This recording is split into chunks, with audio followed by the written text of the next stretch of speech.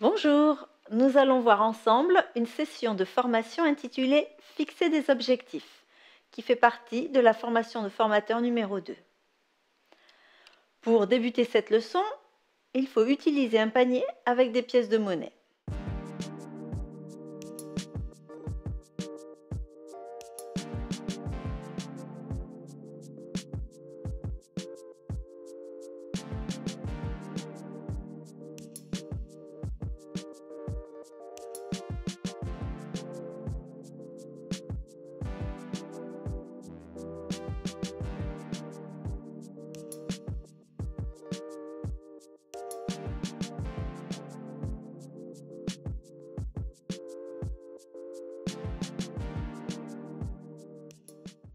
Quand chacun aura lancé ses pièces, posez les questions suivantes.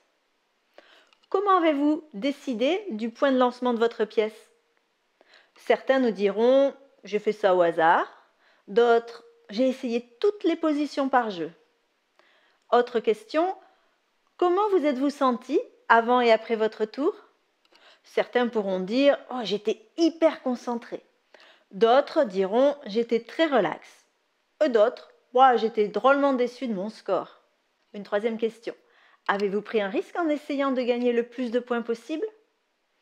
Quelques réponses seront « j'ai voulu prendre tous les risques pour gagner ». D'autres « je n'ai voulu prendre aucun risque ». D'autres encore pourront dire « au final, ça m'était complètement égal ». La fixation d'un but ou d'un objectif suit la même voie.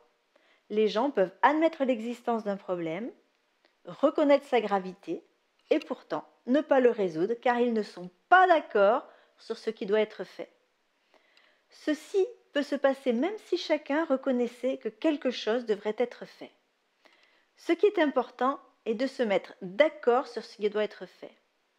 Un projet ne pourra jamais réussir à moins que les gens de la communauté aient fixé des objectifs précis à l'unanimité. Maintenant, comment fixer nos objectifs? En fait, c'est un processus en 5 étapes. Premièrement, que voulez-vous changer? Deuxièmement, pour qui ou pourquoi voulez-vous apporter ce changement? Troisièmement, quel est le degré de changement que vous voulez apporter? Quatrièmement, où souhaitez-vous apporter le changement?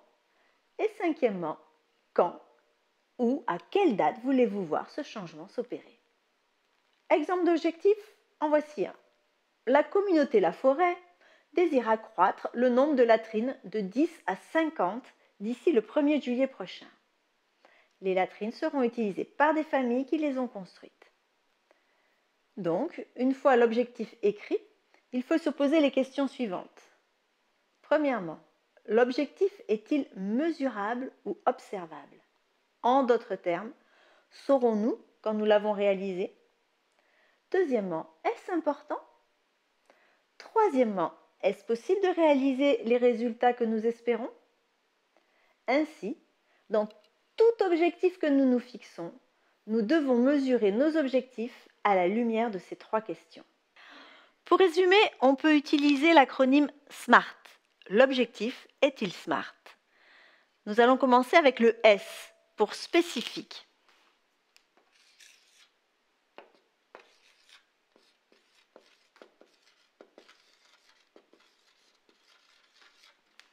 Spécifique, c'est-à-dire bien précis, un objectif bien précis.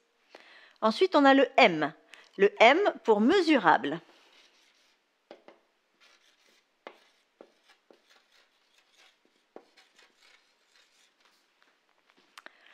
Nous voulons quantifier les progrès accomplis. Ensuite, nous avons le A pour accomplissable.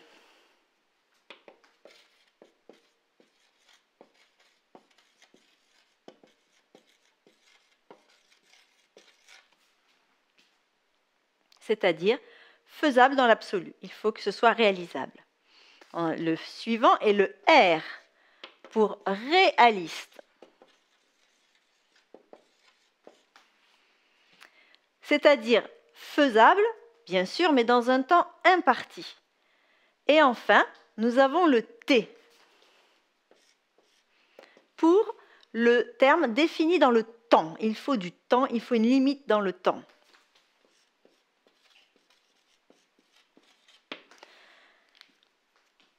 Voilà, nous avons le SMART, spécifique, mesurable, accomplissable, réaliste et possible dans le temps.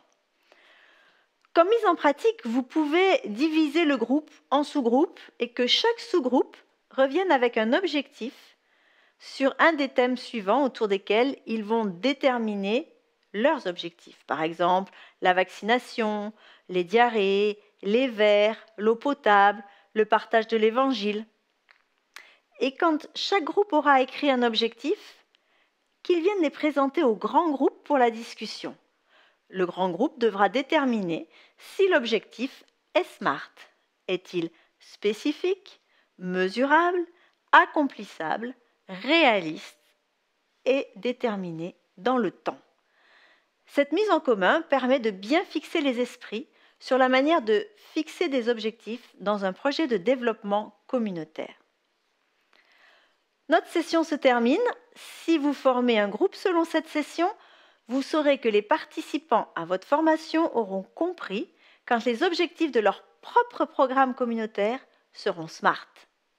Merci pour votre écoute. On se retrouvera bientôt pour une autre session de la formation de formateur numéro 2. À bientôt.